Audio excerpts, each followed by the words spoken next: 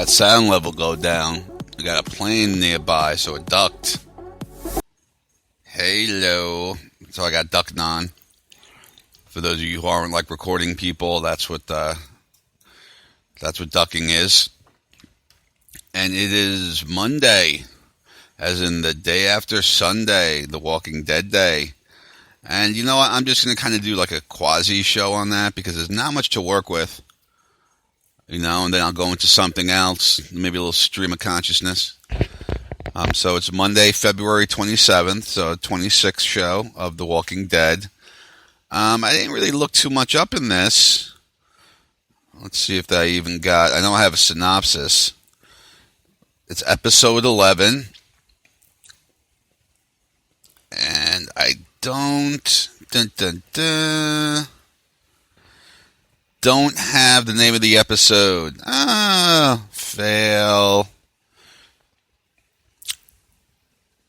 It's really about Eugene. I don't remember Eugene getting captured or dragged off. I guess because he's kind of a minor character. I'm not sure how he got captured. You could all remind me if you want.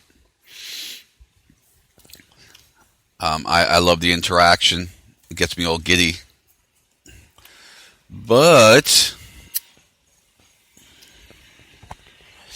I'm just kind of waking up and getting some caffeine into me because I was in a lot of pain and I took an extra muscle relaxant and woo, that'll knock you out, boy. So I have this still kind of foggy head. Haven't even got my first sip of coffee yet.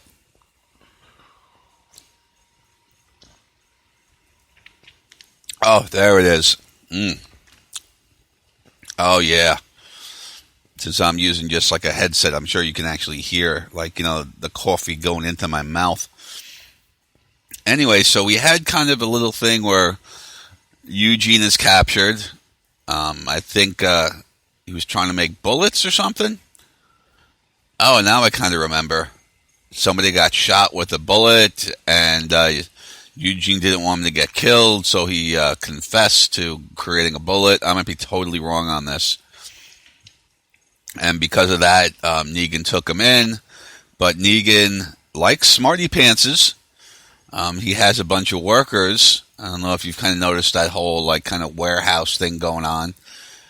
And you know, they're kind of his like slave labor. So in addition to a harem, he has like a work harem of a bunch of people who do work for him. You know, earning their keep with the old Negan. And anyways, but Eugene gets captured, but Negan sees somebody who's pretty damn useful. Somebody who could make bullets. That's a pretty useful guy. So he brings Eugene in. Eugene is like really way too scared in these scenes. I know it's an actor playing this character. McDermott, Mike McDermott, or Mitch. I'm not sure what his name was. Anyway, so there's this actor playing him. And it seems like they go a little bit overboard, making him just kind of like petrified. Every time he sees Lucille, the bat with the wire wrapped around it, that, you know, did in Abraham and Glenn, he gets pretty, almost like, you know, he's looking at almost like he's looking at the bat that tore somebody's head off. So, you know, it's kind of appropriate, also kind of like, wow, how are you in the zombie apocalypse? And Eugene was always that character.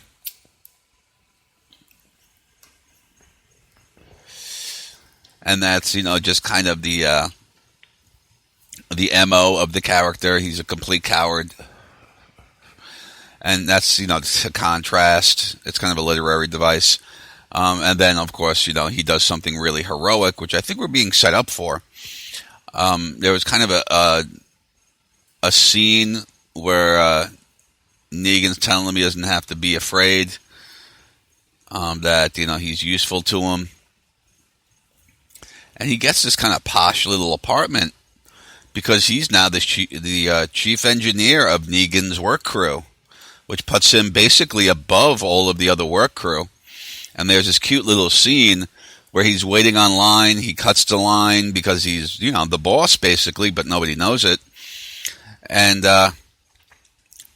there's a woman that's kind of like in jail when you have that desk you can go to get supplies.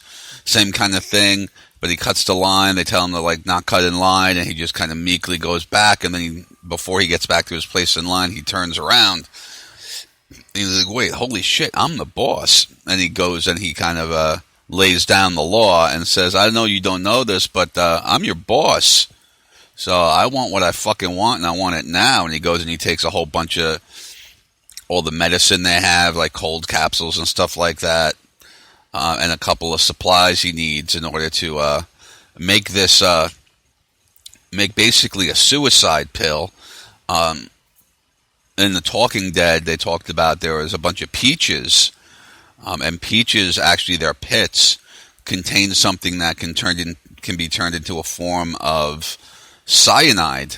So he's basically making cyanide capsules, and this is Negan's wives. Part of his reward for being Super Smarty Pants or Dr. Smarty Pants is that he gets to hang out with Negan's wives. No sex or anything, but he gets to hang out, and not be without the charms of these beautiful ladies. So he's kind of hanging out and playing video games with them. It's kind of cool. One of the scenes he goes, you can call next, but it might be a while. He's playing some ancient Atari game, like a Atari 2600 game. So he has video games. He has a fridge with beer in it and fresh vegetables. I mean, Negan's really kind of taking good care of him. So he's got a good deal going on. And the whole episode is actually in Negan's compound. So you get a little bit of a view of Negan's compound, but it doesn't really change any of the view that you would have. There's a second kind of plot story I'll go into with Dwight. But Eugene is kind of macking. He gets some kind of chief engineer clothes, and he has this weird kind of sock puppet that he puts in his pocket. That's his kind of mascot.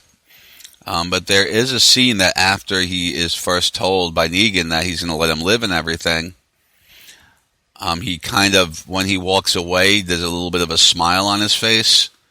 And, you could take that one of two ways, that, he's, really enjoying being Super Smarty Pants.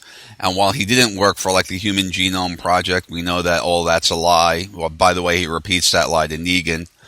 While he that lie kind of spits out of his face, because that's his kind of survival technique to make himself look much more important, like he was a deep research scientist, like a deep state research scientist. He is very useful. I mean, he does make cyanide, and he does a couple of tricks for these girls, Negan's wives, where he blows up a couple of gloves filled with hydrogen. So he knows how to do some pretty cool stuff. He's like a little Dr. Wizard Eugene. Dr. Eugene. And Negan is pretty happy with that. And since he's very cowardly, it's, Negan's doubly happy because he knows he's going to play ball.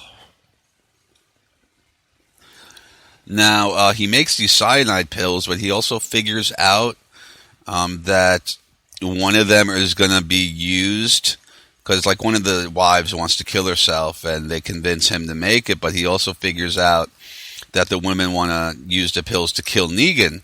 They're the ones who would be in kind of the position to do that. And he doesn't want to play that around, because he's got Atari, he can boss people around. He's got this, one of the devices is this giant jar of pickles, because he likes pickles. And one of the things you notice that the kind of Negan crowd goes into is when he asks, "Who are you?" they all go, "I'm Negan."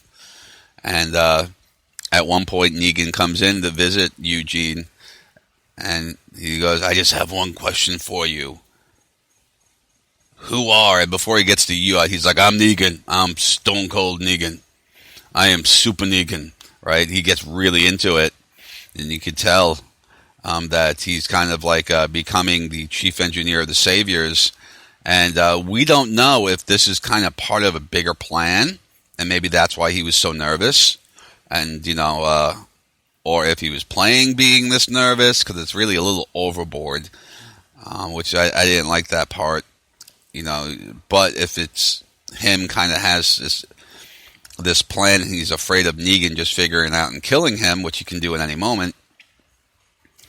And Negan's shown that he just kind of, figures things out and does it a little bit of a shanking or a head bashing with Lucille. So, I could kind of see how he's afraid if he has more of a plan to actually help out the Alexandrians, and he's not really becoming a savior. He's kind of, getting in the upper echelons of the saviors so that he can help out the Alexandrians. How that will happen, I have no idea. And he really impresses Negan during this whole scene where Negan's kind of trying to figure him out and trying to offer him the chief engineer job.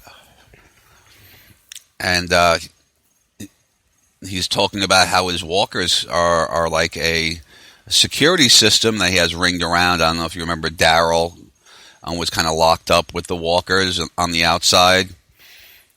They were kind of maintaining these walkers as a security wall, and they were kind of attaching them to the gates.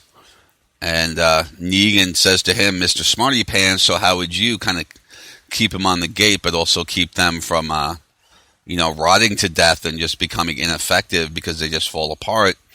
And he comes up with, well, you got a foundry, why don't you pour liquid metal on them so they become like armored walkers? Especially if you pour it on their heads, there goes the kill shot. And Negan's like, fucking A, Mr. Smarty Pants, thank you.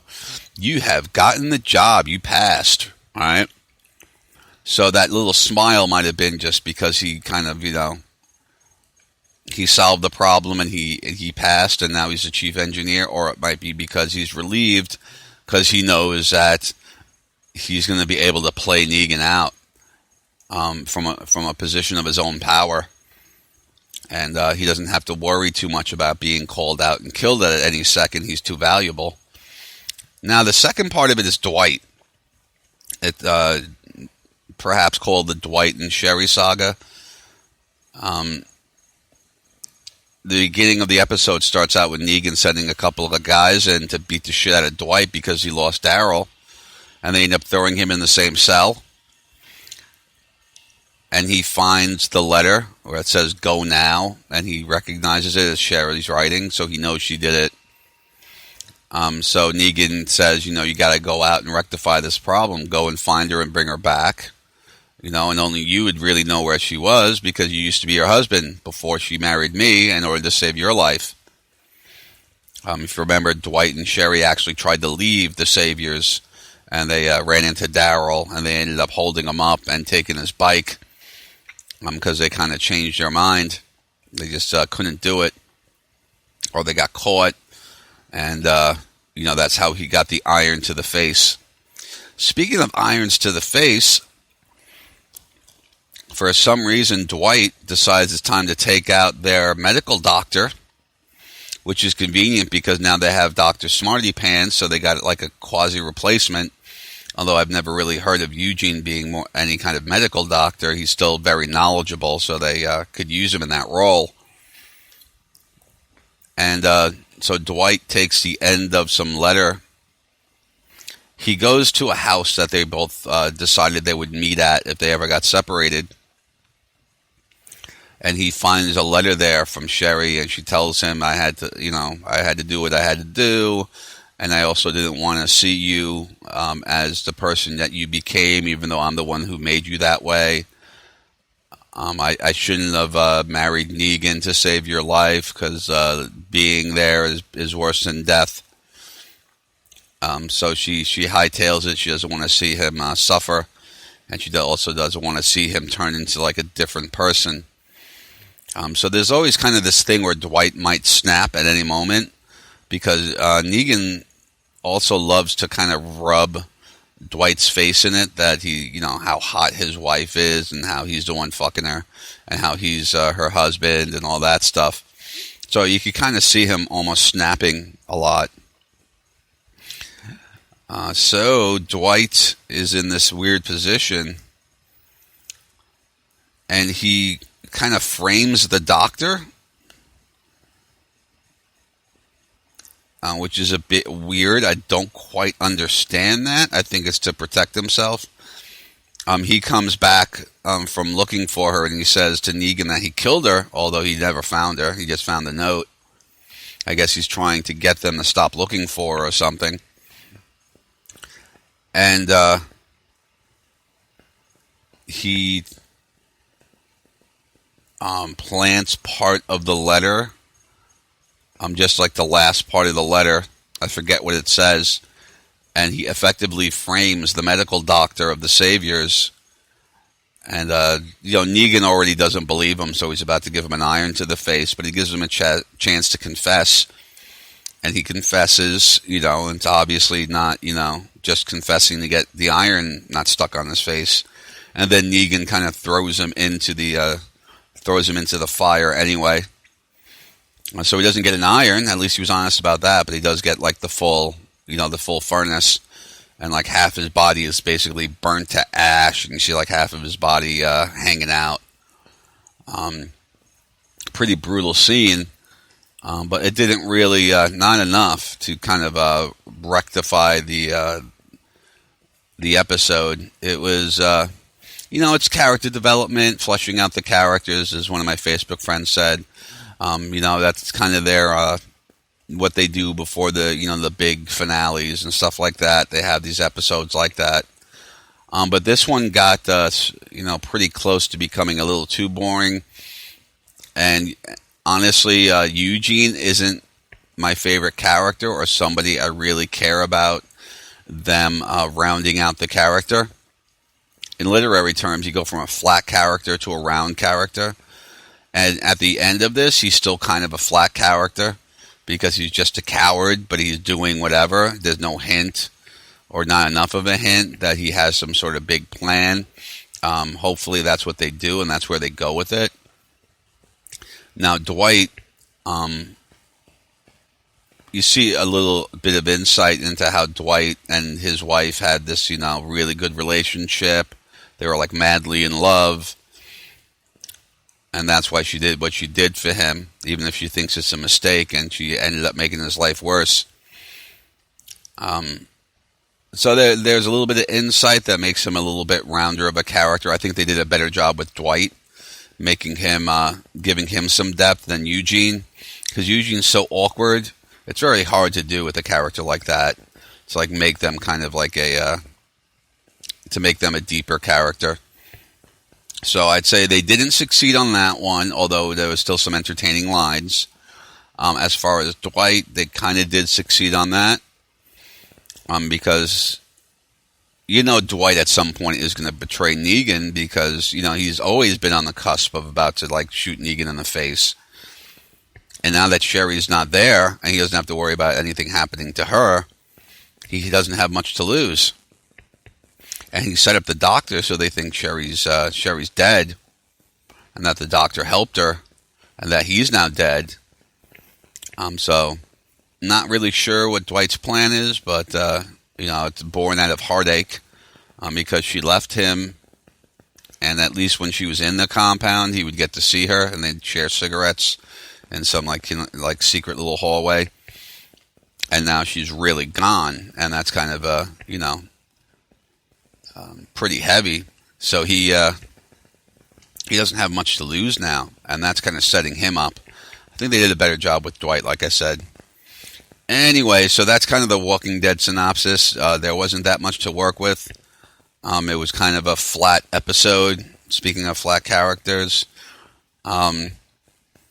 these two characters, they do have something to do with the story, so I'm not going to go and they're meaningless, superfluous characters, but they're not exactly, they didn't really change anything. We always kind of knew that Dwight Dwight and Sherry were this big romantic thing, and they had this, awesome relationship, deeply in love young couple.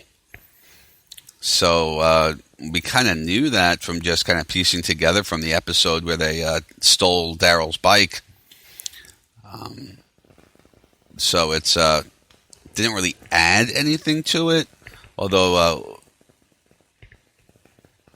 it wasn't like something you'd really hate. It's more like, the B side of an episode that just kind of turned into an episode, and maybe that wasn't the best type of episode, but they're doing pretty good, I'd say, overall. The story arc is coming together. So we'll see what happens. At least it makes you want to see it next week, right? Because at any time they could pop out with, these huge battle scene episodes that are just insane. And so, it kind of reminds me of like X-Files when they'd go off script and it wouldn't be the main kind of plot.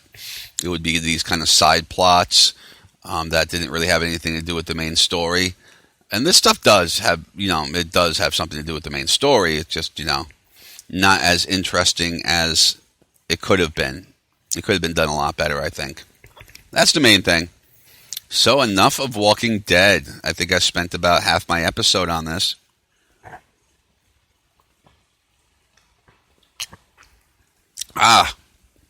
Sorry about the sucking down coffee sounds. You get like really self-conscious when you drink coffee on the on a podcast. So here we are on my deck, and I actually made a video earlier today, but I didn't post it. This one has more to do with alt-right and third-wave feminism, which I kind of see as kind of similar, kind of fascist kind of mentality. And because the third wavers can always whip out the alt-right, and the alt-right can always whip out the third wavers, you get this, everybody's a Nazi effect. And I was wondering where that came from. And it's a weird story how I kind of put this all together. I had actually a conversation with a family member as I was driving her around, helping to do some chores. And she kept saying things that seemed kind of odd to me. Like she was asking me about window treatments, and I'm sitting there like, I'm a male ADHD colorblind who may actually have a little too much testosterone. That's another story in and of itself. And why do you keep asking me things like, like I'm a girly man or I'm a girl, I'm a woman? And I've noticed this with a lot of my female family members. They kind of forget. And I don't think I come across as like, wussy and, or effeminate. I'm actually, I may be unmarried, but I was engaged twice. I'm a pretty big fan of women sexually. Don't really have a choice in that matter. And I, don't want a choice. I like them. So I'm wondering, am I coming across as effeminate or something? And then I started thinking about these kind of more extreme, like feminists. And I don't put feminists in this boat. Like I said, it's, these are like a splinter group within a splinter group. And then you get kind of these, almost the opposite effect. You get people who are like, talking about free speech, but they're actually kind of fascist.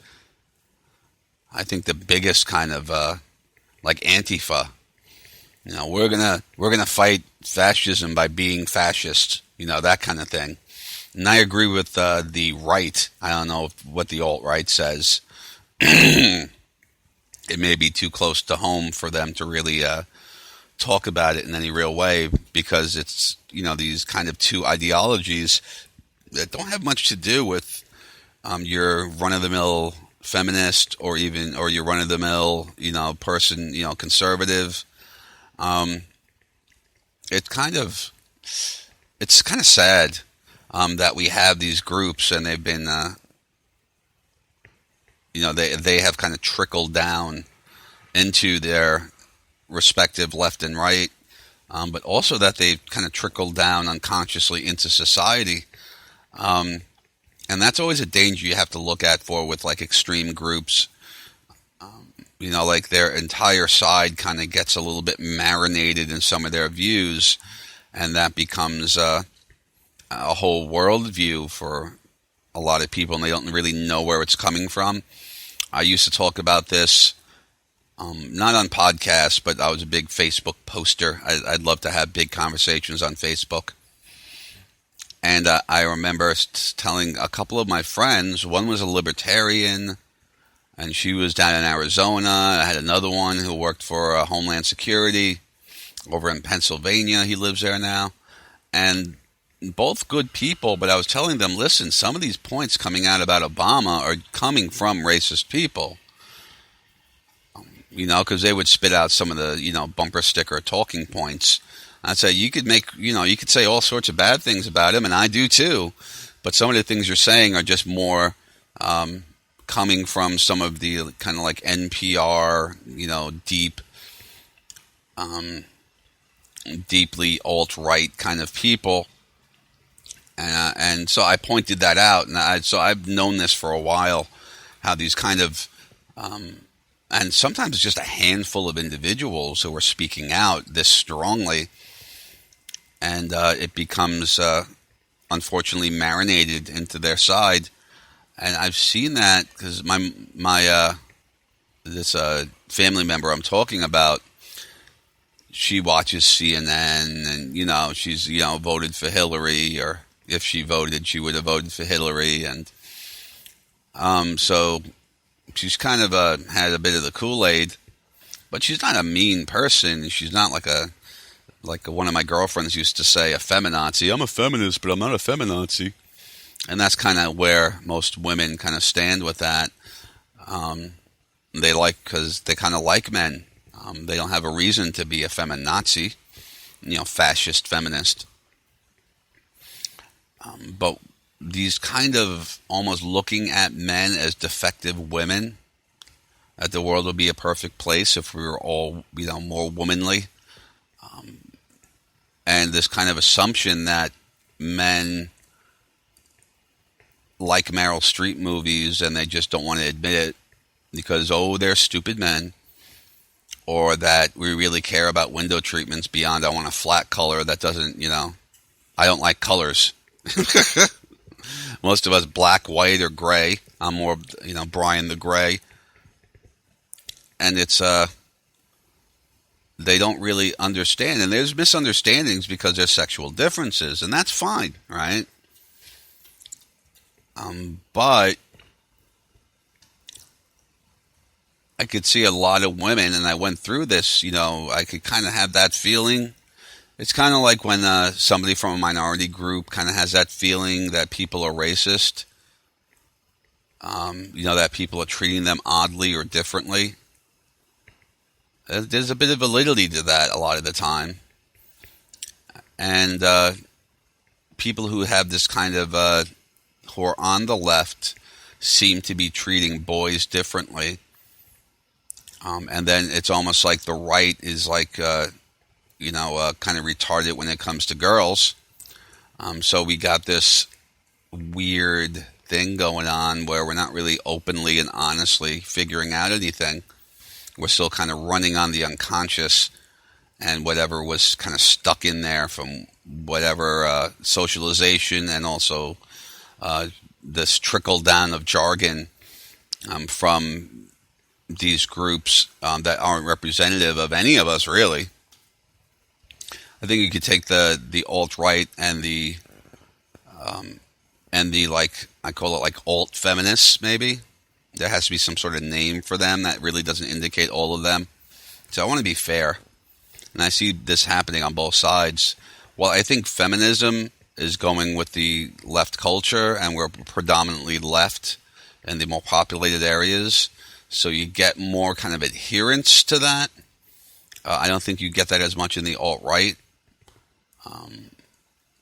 But the people who aren't part of the alt-feminism are kind of towing the line a little bit more.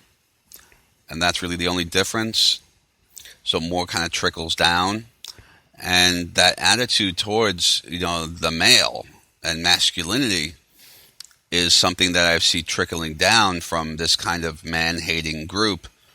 And that's unfortunate because these people, these women don't hate men.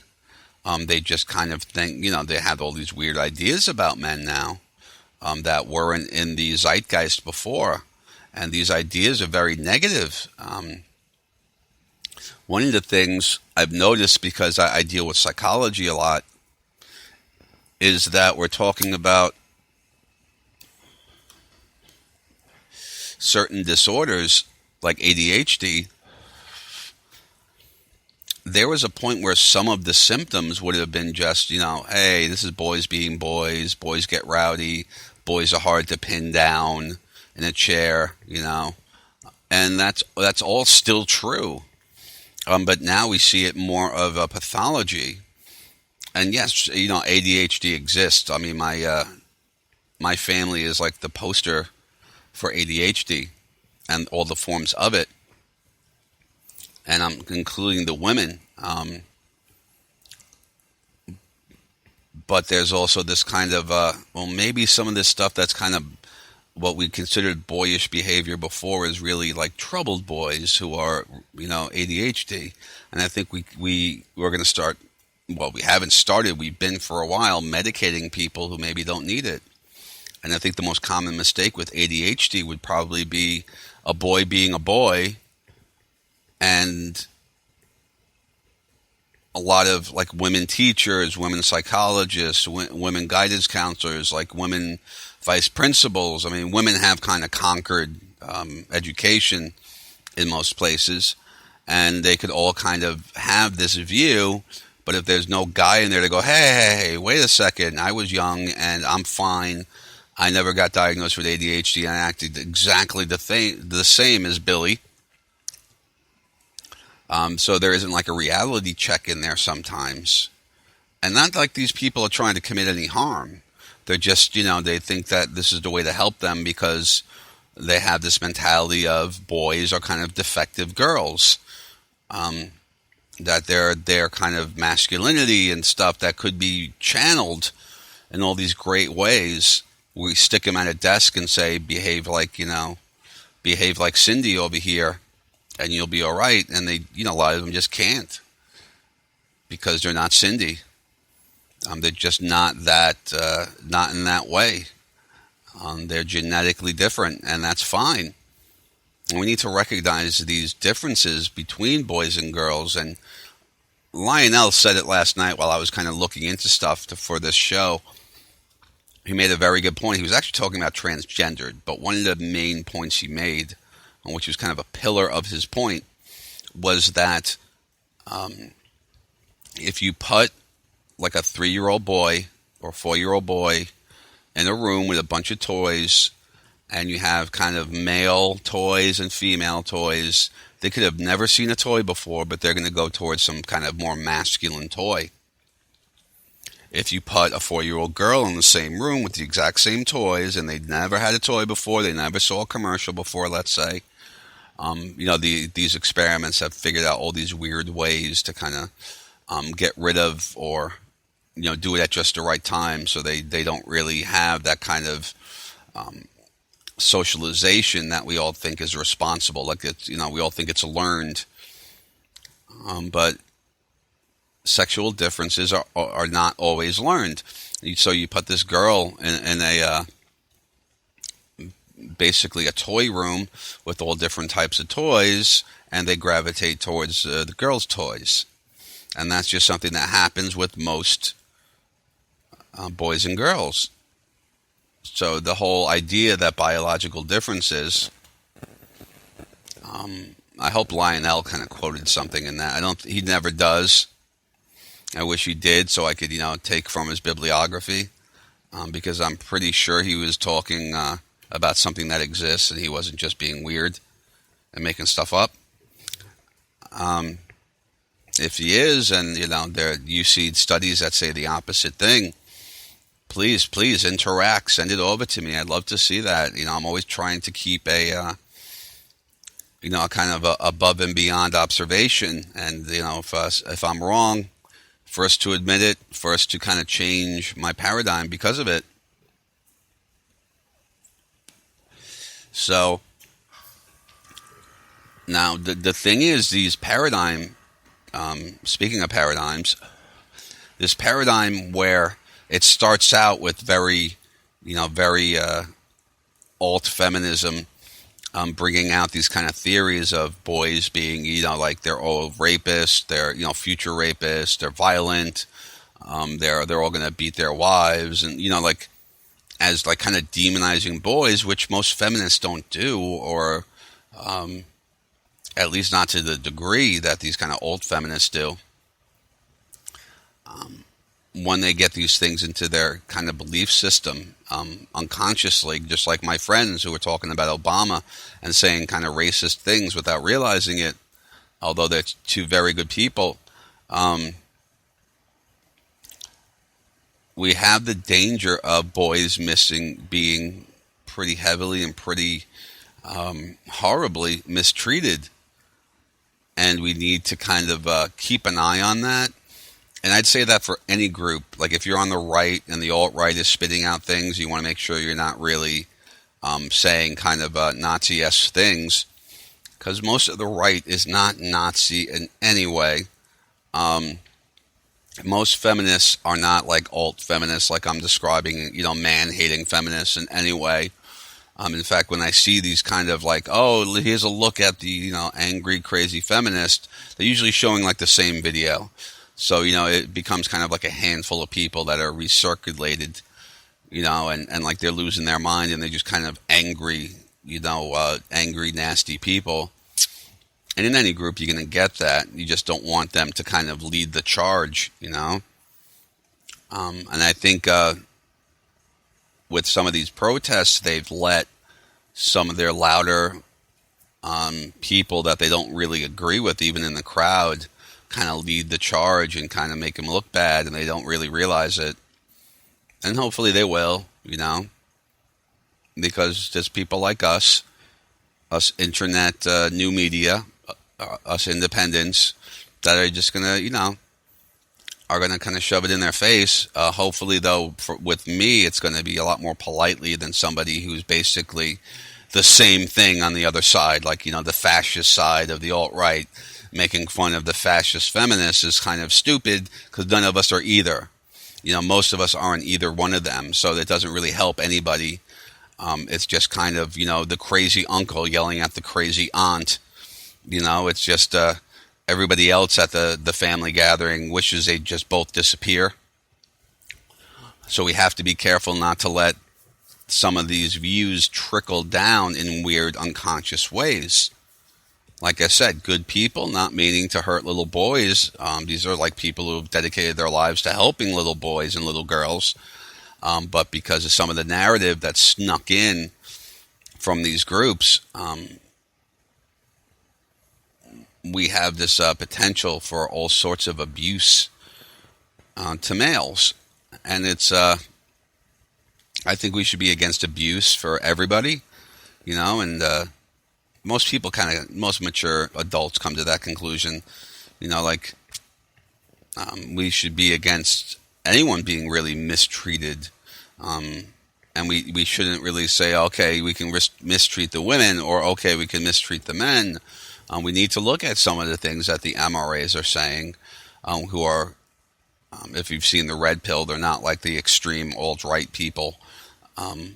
They're just, the MRAs would have been saying the same things in the 70s next to the feminists before it went like third wave feminism.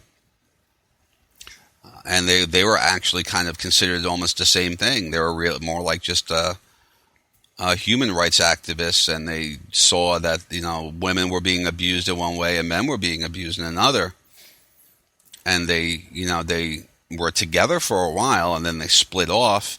Probably because as things did get solved, a few of the things got solved, people moved on, they weren't in college anymore, the hub of protesting anymore. So people moved on, and you kind of left with the crusaders who are like still looking for the next crusade, the people who are in it for the politics, and not as, or they have a professorship now in some weird sort of, something that appeals to, whatever. And so now they're kind of in academia being forced to write books and papers. And so they're going into all these kind of new and interesting things. And then they kind of drink their own Kool-Aid when it's just shit they kind of made up so that they can sell a book. And that would be kind of sensationalistic. You see that the profit motive kind of goes into everything when we're talking about a capitalist structure. So the profit motive sneaks in no matter what. And you end up with people who are trying to sell books, telling people what to believe and how to think, when they're just trying to, keep their tenure or sell a book or, become maybe like the leader of whatever movement. So there's all these kind of outside agendas that sneak into it. So even these people who are on top, who are making these kind of weird statements and these new theories and stuff, even the people on top don't really take them that seriously, and they're the ones saying them. They just get up on stage and they do their little act, right? And that happens on the right sometimes too. And that's not to detract from people who are like on the right or on the left and are kind of entertainers as well. There are people who, try to make it very entertaining because they're talkers and they want people to want to hire them.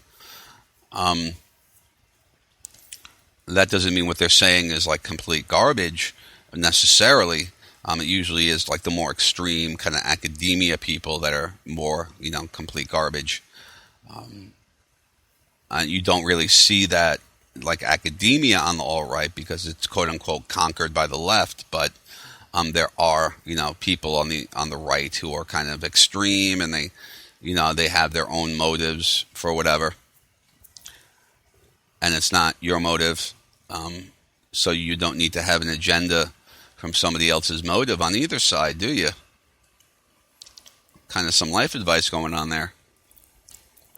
So, this coffee's working beautifully. I think I'm probably not going to be able to sleep for like 7 or 8 hours now, though. And I get this creamer.